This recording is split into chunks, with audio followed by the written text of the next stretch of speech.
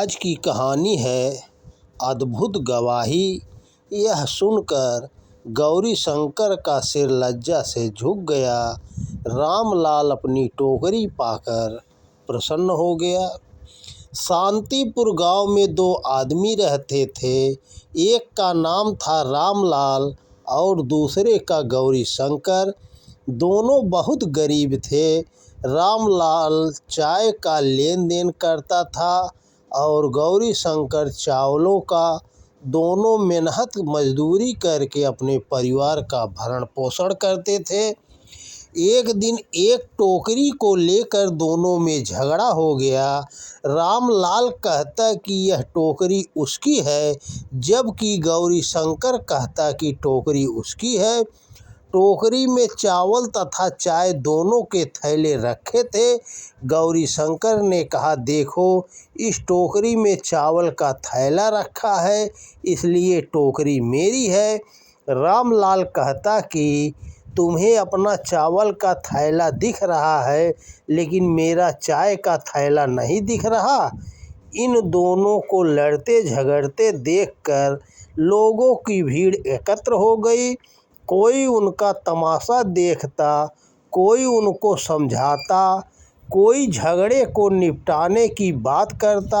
झगड़े को सुलझता न देखकर भीड़ में से एक आदमी के पास के थाने से एक सिपाही को बुला लाया। सिपाही ने आकर दोनों से झगड़े का कारण पूछा। दोनों ही टोकरी अपनी बता रहे थे। दोनों की बातें सुनकर सिपाही ने कहा, मैं जो फैसला करूँगा तुम दोनों उसे मानोगे? दोनों ने अपनी अपनी सहमति दे दी। भीड़ में से एक व्यक्ति सिपाही से बोला, साहब, आप इन दोनों का फैसला कैसे करोगे?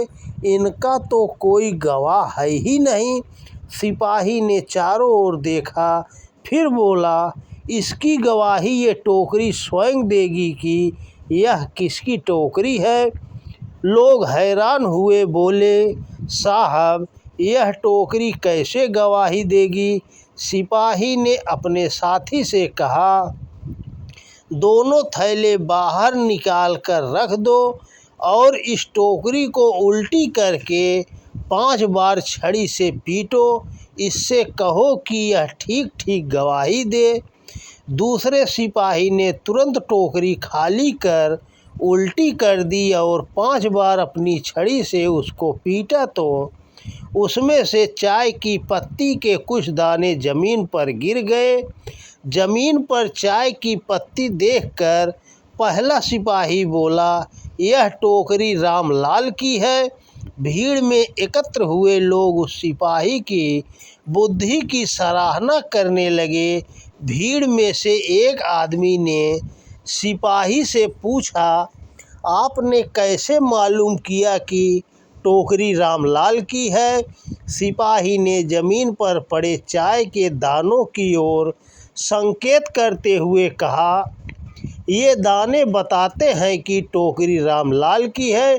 टोकरी को उल्टी करके 5 बार छड़ी मारने के लिए मैंने इसीलिए कहा था। यदि टोकरी में चावल के दाने गिरते तो टोकरी गौरी शंकर की होती। यह सुनकर गौरी शंकर का सिर लज्जा से झुक गया। रामलाल अपनी टोकरी पाकर प्रसन्न हो गया। तो दोस्तों नमस्कार, वीडियो पसंद आए तो ज़्यादा से ज़्यादा शेयर करें। जय श्री कृष्णा, राधे राधे, जय श्री राम।